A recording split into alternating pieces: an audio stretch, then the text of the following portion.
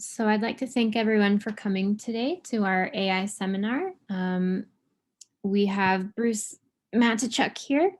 So if you didn't get to read the information about Bruce on our AI seminar website, Bruce is the co-founder and CTO of HealthGauge, an Edmonton-based company building a health information platform. Bruce has a Master's of Science in Computing Science from here at the U of A, and he's worked as the CTO for several AI-based startups in the region, including CalCorp, Point, Clinitrust, and AI Dent. Bruce has published research in the area of AI and has filed several patents relating to the use of AI in industry. Bruce's research focus is in intelligent agents, including automated code generation, visual recognition, and conversational system. Bruce also provides regular talks to industry on the emergence and use of AI. So I'm sure Bruce might have a few more things to add about himself, but if you're ready to go, Bruce, you can take it away. Great. Well, thank you very much. And hopefully everyone can hear me okay and see my screen. This is, we're going to talk about GPT-3, what it is, and a little bit about what we're doing with Health Coach to build, what we're calling a conversational system entirely based on GPT-3. So I've got my name there. I've got my AI team there. So these are some U of A graduates who are much smarter than me and are actually doing all the real work. So so thank you, team. So what do I do here? Hang on. Okay, there we go. Okay, so what I'm going to do is give a little bit of my background. We're going to do a GPT-3 overview, and it's going to be very high level. I'm not going to drill down into how the GPT-3 algorithm actually works in detail, but I'm going to give an overview of it. We're going to go through some GPT-3 examples, and I've got some tools where we can actually try GPT-3 out. So we're going to try it out on a few things so we can see how GPT-3 actually responds. And then I'm going to talk about how we're doing conversations with GPT-3 right at the very end. And a little bit about the future, kind of where we think we're going to go with GPT-3. So you've already seen my background. So these are companies I've worked with other companies. I see Stuart Lomas is here from Loa Data. I worked with Stuart for a while, but these are the companies where really I did a lot of AI work in the past, and this kind of spans my my career. So let's just get right into it. So what is GPT-3? Well, it's a general AI system, and what it's used for is for assessing patterns in input, but it could be any kind of pattern. It doesn't have to be language. You can use GPT-3 to generate code and music and all kinds of different things. So it's very, very general. It's generative in the sense that you give it some prompting and it will generate an output sequence that you can use in whatever environment you want. So very popular use of GPT-3 right now is content generation. People that want to get assistance in generating articles and that kind of thing, story writing. And GPT-3 is very creative. It's a natural language processing expert. So basically, anything that has to do with natural language, you can just ask it your question in a very in using natural language. So you query GPT-3 using natural language, and all of its responses, if that's the pattern you're looking for, can come back in the form of natural language. But it also does knowledge synthesis. So it seems to come up with new knowledge that extends beyond what it was trained to do. So, and so this is really interesting aspect of GPT-3, and people that have used it have really said it's almost like there's a human back there. Like you get the sense that there's a mind actually processing this knowledge. So it's very, very entertaining. So it's a commercial product. produced by Open API. It was in beta for a while, but they now are hosting it. Microsoft bought a license to it, and it's being hosted on Azure.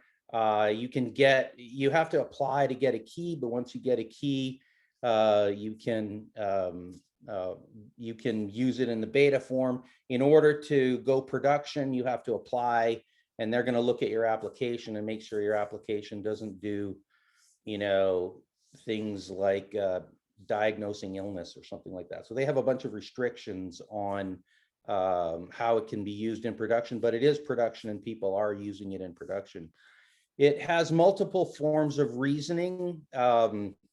It can even chain together multiple patterns and reason across multiple pattern input. And so that's pretty interesting too. We'll see some of that. It kind of behaves like a 2K gram model, if you know what an n-gram model is, but it's just not about probabilities. It's really about logic and reasoning, and not necessarily what seems probable, but what seems reasonable, if you can believe that. And we'll again see some examples. It's based on transformers. So there's a history. So there's GPT-3, GPT-2 came out first. There were other models produced by that are early variants. What distinguishes GPT-3 is really the size of the training. So the data sets that are trained on are 500 billion tokens in total. So it used Common Crawl, it used web text, it has like many books and all of Wikipedia basically. So you can ask GPT-3 any kind of question that's a Wikipedia kind of question, and it'll come up with a Wikipedia answer for you. So it's a deep learning neural net, and it does, what you could refer to as zero-shot learning, one-shot learning, and few-shot learning. I'll just explain these in a second. So zero-shot means you just give it a description of the pattern that you're looking for. You don't actually give it the pattern. You just give it a description of the pattern. And then the first few characters of, say, what that pattern might look like, and it will generalize from what you've said, and it'll actually come up with some kind of reasonable result. But it gets really good, if you are using it in this one-shot or few-shot case, where what you do is you give it a description of what you want, and then you give it some examples of the patterns that you're looking for, and it'll try to fill those patterns in. So, so it's got some limitations. So your prompts are limited to 2,000 tokens, right? So a token is like a word or a part of a word or special characters. These are all tokens, and it splits those out for you. But if let's say you're looking for an answer of 1,000 tokens, right? So you want it to write a paragraph. Well, your prompt is then restricted to 1,000 because the 1,000 characters. So that's limited. So it's not going to write a novel inside of a single prompt, but it'll give you a paragraph or two or three, depending on how you format your query. Some limitations are sometimes it can be very creative in its responses. So there's some ways that you can limit this and control this in how you use GPT-3. But if you ask it some questions and it doesn't know the answer to it, and you've turned up what's called the temperature, and I'm going to show what that means in a second. You turn up the temperature, it'll get really creative, and it'll just invent crazy things that are completely non-factual. But there's a way to control this. It's black box reasoning. So basically, you don't know, and there's no way to know what reasoning steps it took to come up with its answers. It's not as good as state-of-the-art fine-tuned language models. So if you've got a very, very specific domain of expertise and you've built a highly customized parser, it might not be as good as that, but you can get it close, and you can get it close using this few shot learning idea. You can also fine tune GPT-3 as well. So there's a way to extend its capabilities and knowledge. It stores many facts. It has, like, you could ask it just about any fact in the world, that you can think of, and it knows everything basically. But sometimes it doesn't put these facts together all in one input, and I'll show some really interesting examples of where if you have some very localized statement, it might come up with some responses that reflect a lack of understanding of the world. But there's a way, again, to control that. And how you do that is put as many facts in the prompt as you need, and it will then come up with more reasonable responses.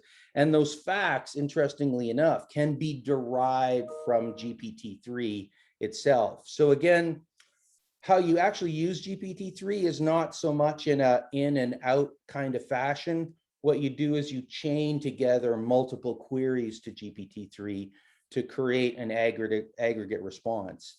And so that's the overall technique that you use.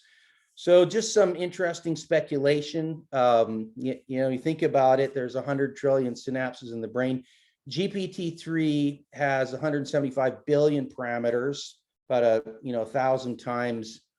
So in the brain, there's 1,000 times more than GPT-3, but that doesn't seem very far off. And what we're seeing is new language models come out that are like GPT-3 that have even more parameters. And what I expect is these things are going to get more and more intelligent from here on. And it's going to be really interesting. But again, as I said, you can actually combine GPT-3. So you can do GPT-3, and then you can have some other form of reasoning, like say a constraint model or SQL queries or some other thing. And you can chain these things together to get really, really interesting results. So it does something that I would call continuation reasoning. So this is my term.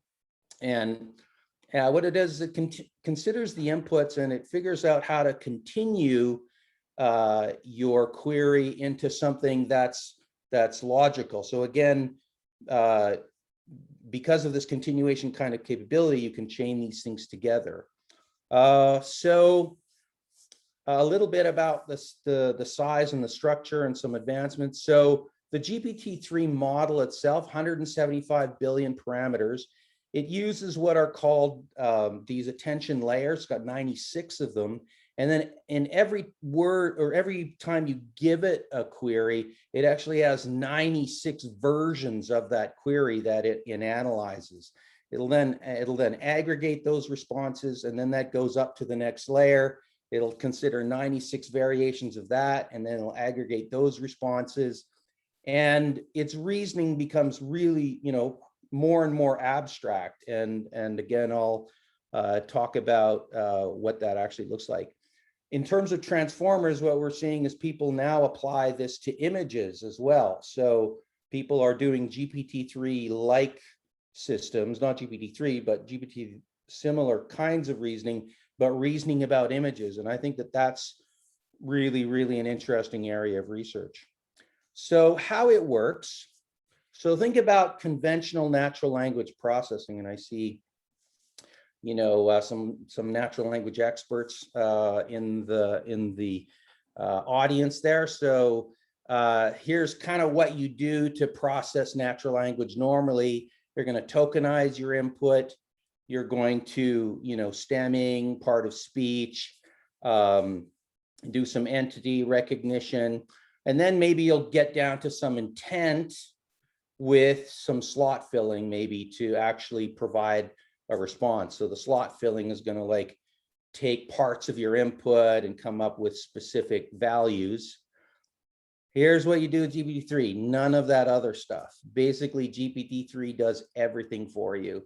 tokenizing, stemming, part of speech, entity recognition, everything is all done. The only thing you do is you just give it natural language. It gives you natural language back.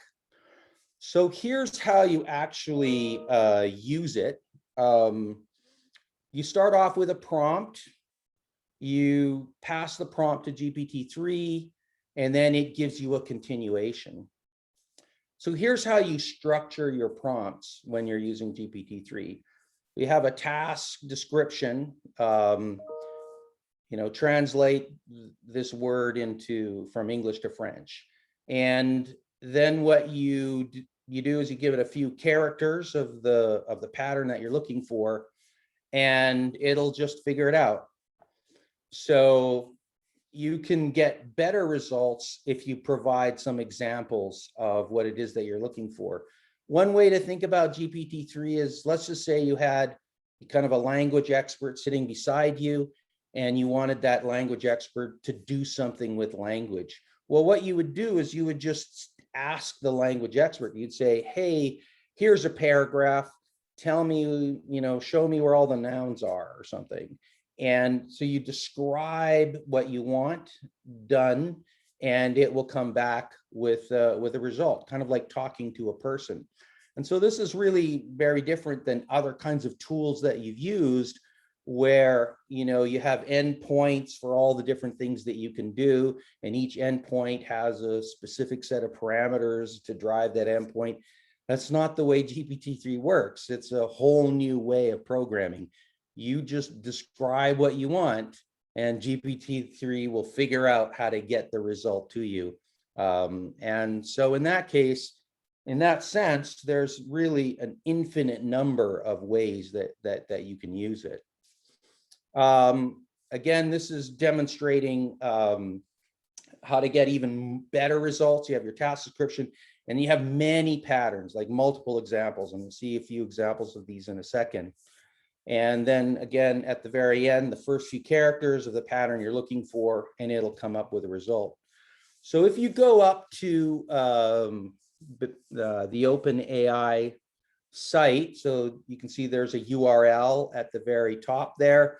There's about 40 different prompt examples that are there, so that you can get going right away. Just use some of those examples inside of your work. And I'll just flip over to this, so you can everybody see my screen? Just wave your hand if you can't, but I'm assuming everybody can see this. So what you're going to have is like, here's an example. This is a chat prompt example. So here's kind of what the prompt looks like, right? So you got some description, you've got some pattern here, and then you've got what the response is probably going to look like. And if you want, here's some code that you can run to actually do this particular example. And and what you can see is, is that there are many examples. So chat, you can do question and answering, you can do grammar correction. So you've got Grammarly. Well, this is better than Grammarly. It can do grammar correction on whatever sentence you give it. You can get it to summarize text for you, right? So that's a kind of an interesting one. So here's the description of what you want it to do. Here's the input, and then here's what again, a little bit more description. You can see that there's these separators. Separators are really important. You want to separate all of your sections with some kind of repeated character, and these are used by GPT-3 to assist in its reasoning process. And then at the end, you can see, oh, look, it just summarized that for me. So and it does this again out of the box, without any fine tuning. Just give it your stuff, it comes back. So text to command, English to French, classification. So you can give it a bunch of documents, and you can say, hey, classify these for me, and it'll come up with some classification. So here's the example. You give it some examples of classification, and it just knows who FedEx is. It knows and it knows just from its knowledge, it knows that this is what FedEx is all about.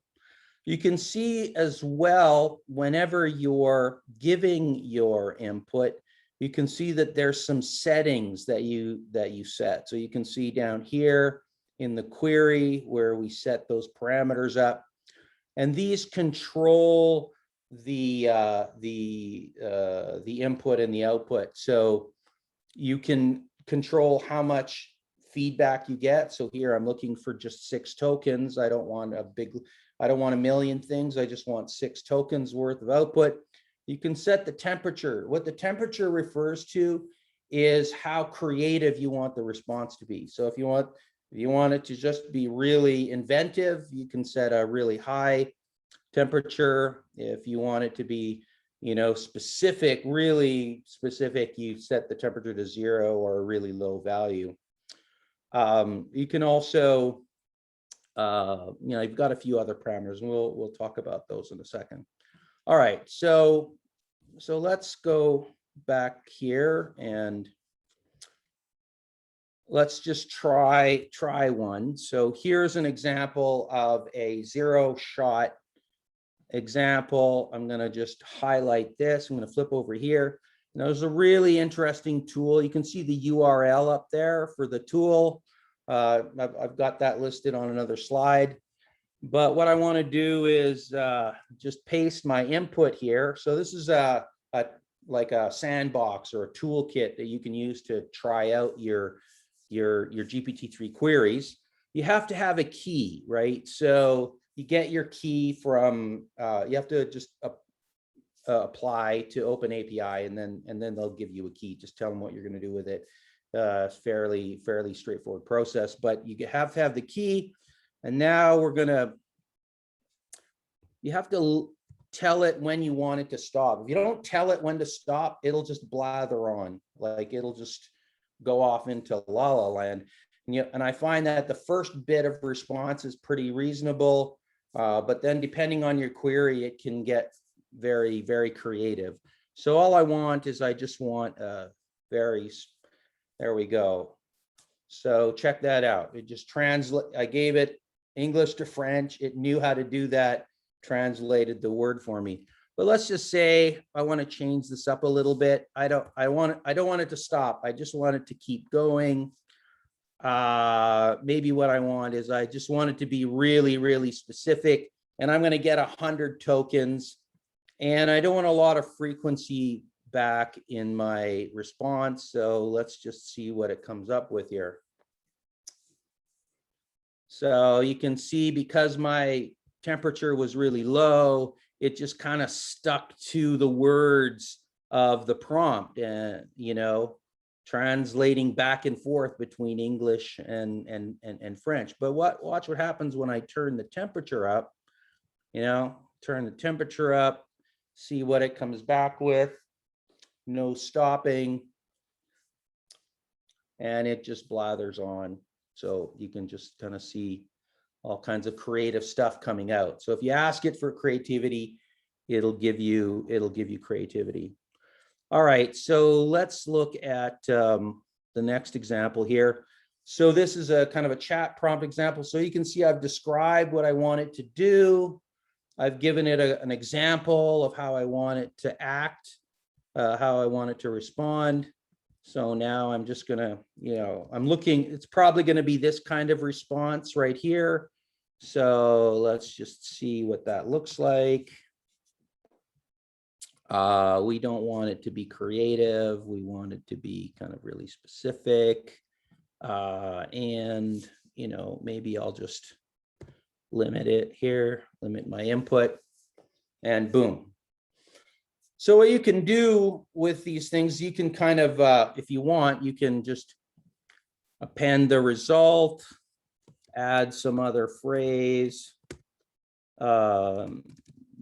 That's too bad, maybe is what the human. Now I can say, okay, well, how do you want the AI to respond to that? And so programmatically, so kind of like this is a reasonable response to that phrase. So programmatically, you can then chain these together and then have like an entire conversation going with GPT. So that's how you would like implement kind of a chat oriented system. So here's a really interesting example. What we're doing in this example is we want to get GPT-3 to take my textual input and turn it into something that is programmatic, right? So you can see here, maybe I've got a command, it's send message, and I have to parse out the input and split it out, you know, do the slot filling, if you like. And I'm just going to give an example of, you give it a bunch of examples of slot filling and then, you know, see what it does. So let's just try that out and, you know,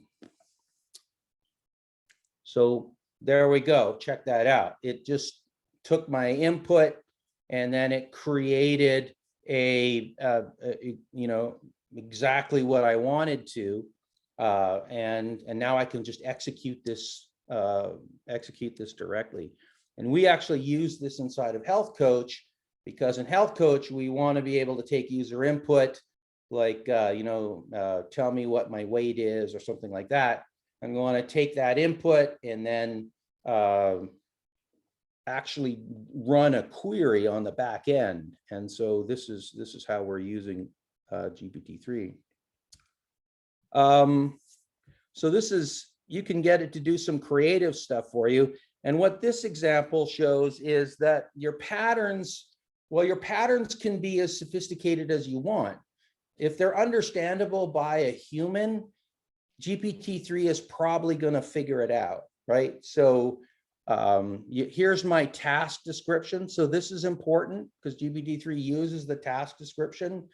What I wanted to do is I wanted to come up with some product names given a description. So you can see this is a little bit more sophisticated than just, you know, question, answer. Oops. So then let's go and, you know, see how it responds to that query. Again, with the 0, 100 characters. Okay, so that's pretty good. It came up with some pretty good, you know, names for me, right? But I could just let it blather on. Let's see, you know, see what else it comes up with if I give it this kind of query. And there we go. It, you know, kind of blathers on a little bit, comes up with some other, invents some other things to give names for, right? So things you didn't even ask it to do. So, but you can also up the temperature. Let's see what it does if it's more creative in its response. Again, so you can have controlled response, or you can have creative response, and then you can limit, you know, your, another way to control the output is then to limit the number of items that it comes back with. So it comes up with, ooh, wow, some really different ones, right, than it was before. And let's say I want to, you know, I just limit the input, the tokens that it comes back with, and so then it, you know, comes back with something a little more reasonable. All right, just careful of the time here. So so this is the tester. You can go ahead and try those out. So it has localized reasoning. So sometimes its responses are kind, you know, interesting. So here's a question.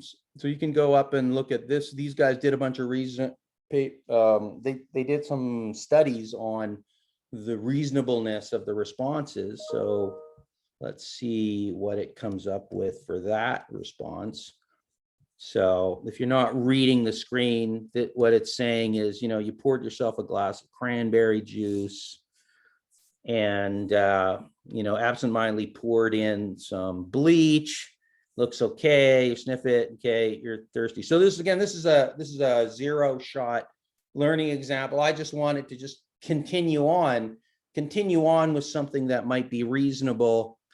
And what does it say? Ooh, it says, this is really interesting. It figured out that, you know, if you have some bleach, then, you know, you're probably going to end up in the hospital. But so how did it figure that out? Like, where did it get this knowledge from, right?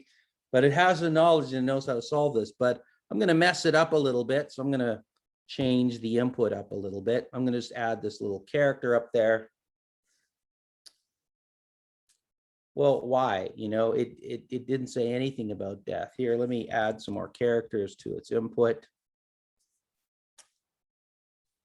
And what you can see is that by changing the prompt a little bit, you get a very different, like, it's like a story, right? It's drink it, you know, after a few minutes, you start having a headache, passes. Why didn't it figure out in that particular context, right? So sometimes its localized reasoning is a little bit off, but there's a way to solve that. And what you can do is you can take your input, you can extract the facts using GPT-3. You can then append those facts to your prompt. And then if you add more facts to your statement, it actually will use all of those facts to create a more reasonable response.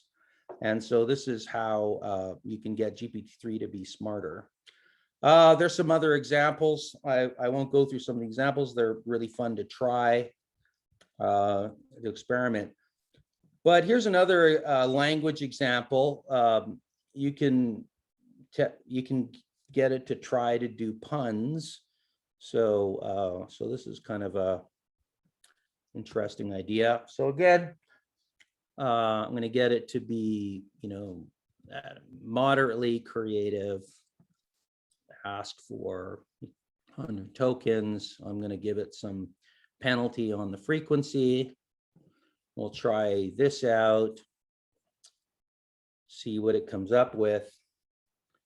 And here we go. So if you know what's these, so this is just sort of a body of knowledge around puns inside of a single sentence. And so you can see these are not too bad, right? So if I gave that to a person and I said, hey, do this for me, how long do you think a person would take to do it? It would take a long time, and they wouldn't necessarily even be able to do it correctly. And yet GPT-3 is really, really smart, actually, surprisingly intelligent. So what I'm going to do now is just go and talk a little bit about what's actually happening under the hood. So what we can see is that all your words, which are tokenized for you, but then each word is converted into an abstraction, right? So at first it's just an embedding, and it just puts them all in. There's something else it does with positioning. So to figure out which words are supposed to go where. So embedded into each word is some notion of its position. And then it uses attention. So attention is this a technique for just reasoning across multiple inputs at the same time. So basically takes all of these words and it compares all of these words to all of these words, right? And it comes up with an abstraction for each slot. And then what it does is has another layer, and it comes up with a further abstraction for each one of these. And it does the same attention process. And then it does this in GPT-3 Da Vinci, which is the largest model. It does this 96 layers deep. So by the time you get to the 96th layer, you can imagine that it has an extremely abstract representation of your input. And that abstract representation is an encoding of its knowledge.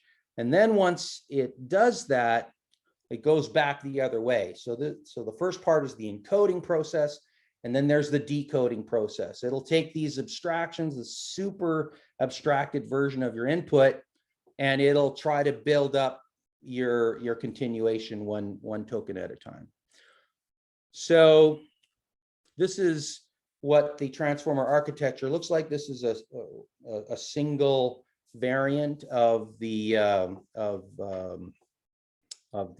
input. And so you can see that what it does, got an encoder and then another encoder and another encoder. So your input just gets really abstracted. And then it takes its abstract knowledge, and using this abstract knowledge, it goes through these decoding steps using the derived abstraction. So this is a diagram of the overall architecture. So this is all of GPT-3. It's a little bit complicated. I don't really want to get into it too much, but what I will say is that you can see the first step is this positional encoding. And then what you can see is when it's actually doing its attention. So this is the attention process right here. It's actually carrying forward the original knowledge up through these layers. So that's what this little arrow indicates. And then it's adding it and normalizing it, and then it's got a feed forward network. And so then that just goes up 96 layers, right? And so then once it's got some abstraction, it enters that abstraction, and then this is done a whole bunch of times as well to get your final input. Just a little bit about what the attention layer looks like. So here we have our words. They go into the self-attention mechanism. The words, the self-attention generates, again, an abstraction for each one of these symbols, and then that feeds forward through the network. One other diagram I'll just show you is the multi-headed nature. So it's not just looking at one variant, it's looking at 96 variants of your input. These all get concatenated, and then that goes up to the next layer. All right, so there's many examples. We talked about some of them. Chat bots, you can use it for summarization. You can use it for coding. You can use it to generate code. So people have written GPT-3 prompts that will actually write web code or JavaScript or whatever you want. So people have done some of that. You can get it to do creative writing, fiction, nonfiction. There's somebody out there that created a game generator with interactive storytelling. So there's just infinite number of applications for this. So what I'm going to do is talk a little bit about HealthGauge. So you can go up to our website, healthgauge.com. You can, anybody that wants to, you can go and get a user ID. If you go up to app.healthgauge.com, you can go and get a user ID. It works with our device. So I'm wearing actually the HealthGauge device. We collect this data off of this thing. So maybe I'll just talk a little bit more about that. So we also collect HealthKit data or Google Fit data. So if you want to use HealthGauge with your Apple Watch, you can do that. If you have a Google device or like an Android Wear device, I should say, you can interface it with that, and it'll take all the data and it tracks the data. So we track blood pressure, heart rate variability, heart rate, steps, calories, distance, and sleep. We also have our own weight scale, so you can keep track of your weight over time. We have a mobile application, and then we have a website. All of your data goes up into the cloud. We support graphing of all of your data, graph comparisons. We have an activity tracker, a calendar. We have mail and chat with groups. We also have a doctor interface. So if you're a doctor, you can look at your patient's data. We allow data sharing, and everything's stored in the cloud. So that's just a whirlwind explanation of what HealthGauge is all about. Health Coach is our experimental conversational interface. So what we want to do is give people website and mobile access. So we have a conversational agent that you can just type things into, and in the app we have a thing where you can just press in the mobile app and just say something, and then it'll try to figure out what you want to do. And the kinds of things that we want it to do is right now give you some health tips. And then, but a really important thing is journaling your health. So so let's just say you went for, you did a workout for 10 minutes. What you can say is just, hey, health gauge, I did a workout for 10 minutes yesterday at 2 o'clock. You could just say that. And what we want GPT-3 to do is pull that all out, do the slot filling, and then actually execute the query. So we've got a bunch of this working. But I'll say one more thing about that is that you can't, the things that we wanted to do are complicated, and there's many things that we want to do. So you can't just put everything into one prompt file. So what we do is we chain these prompts together, and we do a couple of different kinds of refinement with GPT-3. We do intent refinement. So basically, the first prompt will refine the intent down to a few different possible intents, and then it'll try to refine it down from there until it gets to some point where it realizes, oh, okay, now I can fill in slots. And so then you can do slot filling, but then your slot filling needs to be refined as well. Now, the reason is that there's a bunch of stuff that GPT-3 doesn't know about. So GPT-3 doesn't know anything about time, because it's just a language model. So if you ask it what time it is, it has no idea. If you ask it what date it is, it has no idea. But it knows about reasoning about time, and it knows about reasoning about date. So you can ask it questions that reason about time, but what you have to be able to do is take that information and run your own queries or to apply that knowledge into your query. So what we do is how we do this is we implement something that I call a prompt tree. So at the top of the trees, we just try to figure out, is this a question or is this a statement?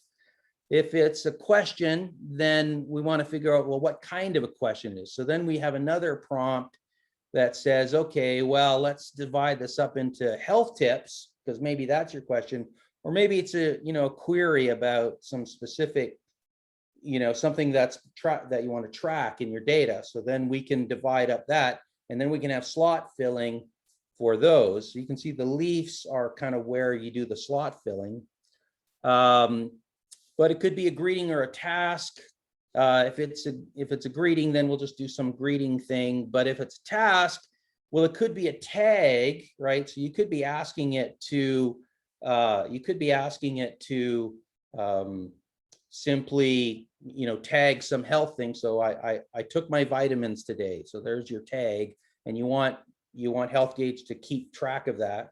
Or it could be a command. You could say, hey, show me this graph.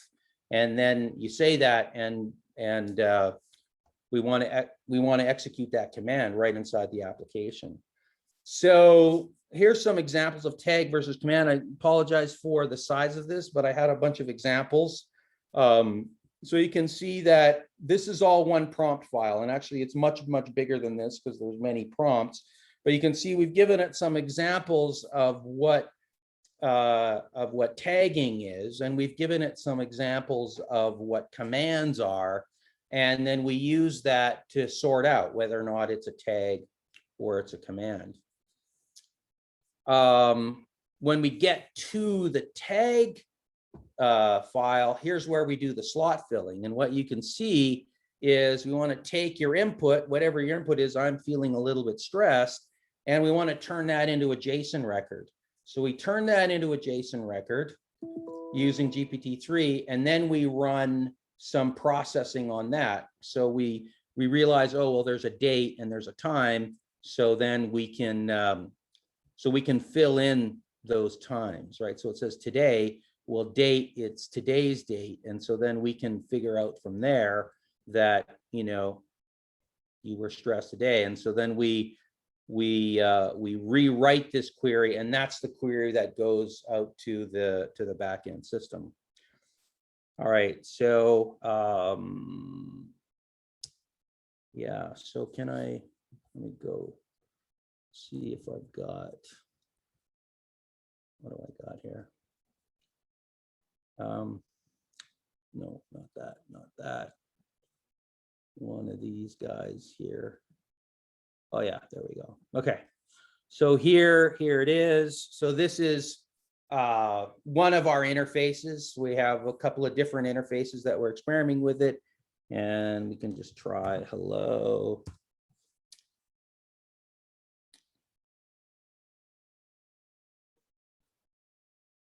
So it's a statement. We know it's a greeting, and we know it's a hello. So then we can process that. But you could also ask it some tips, say, you know, how often should I drink water? You know, so maybe you can do that.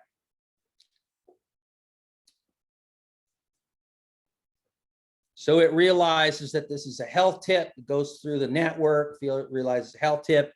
It'll just give you my health tip. And then what we do is we do one other step. We do a Google query for you, and then you can just see some of the other references that are related to whatever you typed in. So you could say, I went for a run yesterday.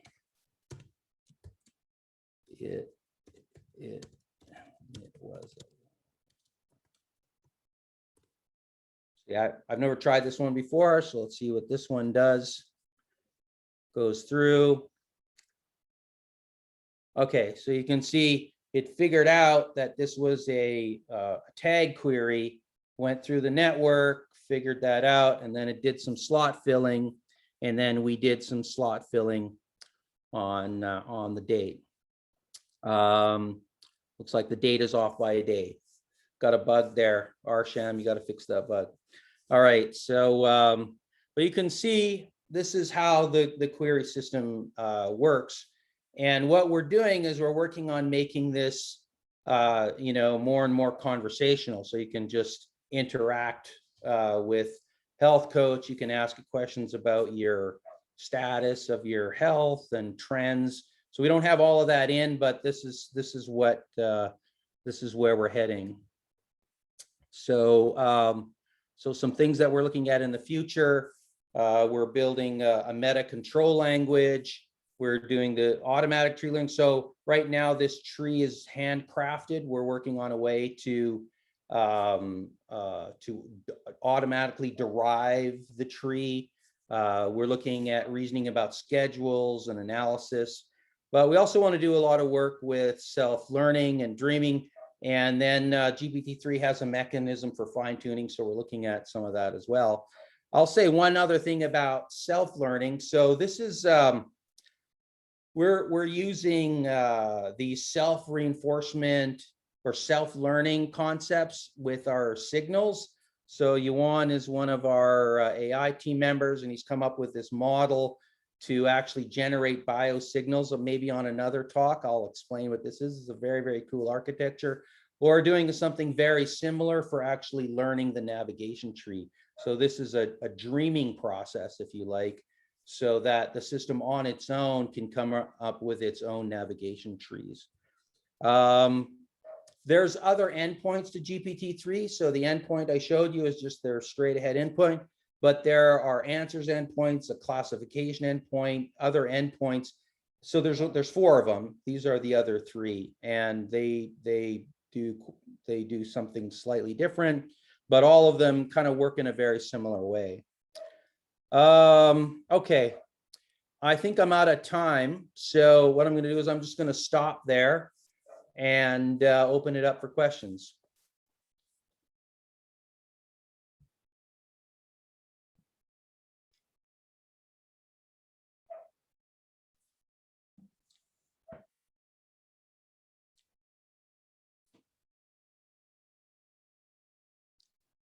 And no other questions?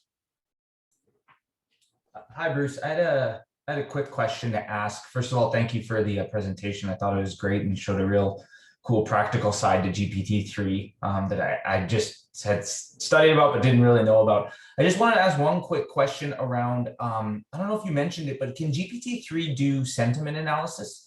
Just sort of understand the valence of okay. That was my only question, basically. Yeah, absolutely. And so there's, if you go to that site I showed you, I think there's something in here on sentiment I looked for it. analysis. I didn't see a sentiment analyzer here, but maybe I missed it. Yeah, there is a way to do that, and I can whip you up a prompt if you like. Send me some email, and I can generate a sentiment analysis prompt. And actually, if you just Google it, GPT-3 sentiment analysis, you'll find dozens of examples of how to do it. Sure, thank you.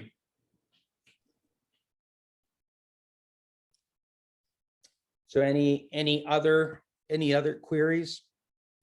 If no one else is having questions, then maybe I'll show you something else that I put together here.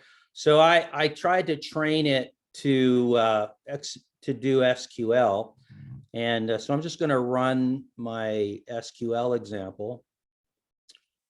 Let me actually let me do this. Let me just show you what the SQL thing looks like. So what you can see is I just used this toolkit, and I put in a bunch of examples of what an SQL statement would look like, right? So here's my natural language description. Here's my natural language query. So I've got, what I've done with this query, I've divided it up into a description of the database, and then following the description of the database, I ask it for a query. So then when I actually run it, when I run it, so here's my description of my thing, and then I just want to find the athlete with the best time. Of the top 10 athletes, find the athlete with the best time. So you can think about, if I gave this query to some computing science student, I said, generate this query, it's hard, and many of them are going to get it wrong, right? But in fact, GPT-3 can it's really fast. And in fact, what I've done with this particular example is I've given it examples with multiple entities where it has to do merge it, where it has to consider multiple entities, and so then it works. It works amazingly well. So this is another way that you can use GPT-3, is just generate your queries for you on a structured database. So anyways, and I've got a whole bunch of examples that I've been experimenting with to just figure out all the different things that I can do, and it can do a lot. It's quite an impressive system. Yeah. Anyways, that's it. We're kind of at the end of the time, but if anybody else has any questions, I'll answer them, or if you have questions, you can email me, and I'd love to get your feedback. One of the things that I'm trying to do is put together a bit of a research group. People that are interested in conversational intelligence, email me if you want to be part of that, and we kind of meet on Fridays, and I'd love to hear from you. Thank you, Bruce. You have a question in the chat window. I don't know if you can see it. Just want to read it to me? Sure, yeah. How is GPT-3 built? What kind of programming language is used to build it? I don't know. I think it's all done in Python or maybe C. I don't really know how it's built. Don't know. Sorry. No, that's all right. We're at 1 o'clock, so I think we'll end it there. Bruce, you have a couple of people who signed up to meet with you during the presentation. Okay. And I've sent you over email the sign-up sheet, and it has the link, the meeting link in there for you. But let me know if you need it, I can send it. Thank you again, everyone, for coming today. Again, if you have any further questions for Bruce, feel free to email him. I posted his email in the chat, but I'll just repost it here at the end in case anyone needs it. Great. Thank you very much. Okay, Bruce, thank you, everyone.